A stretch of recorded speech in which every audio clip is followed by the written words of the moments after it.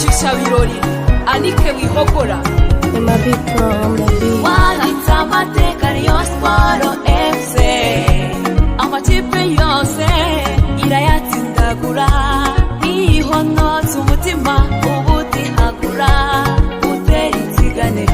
igitutu yokejwe na Rayon Sports ikipe y'abanyarwanda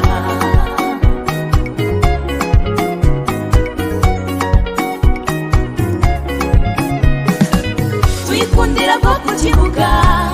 ikadukonjesha itera umupira mwiza n'amashoti meza akomeye aturika nka bombe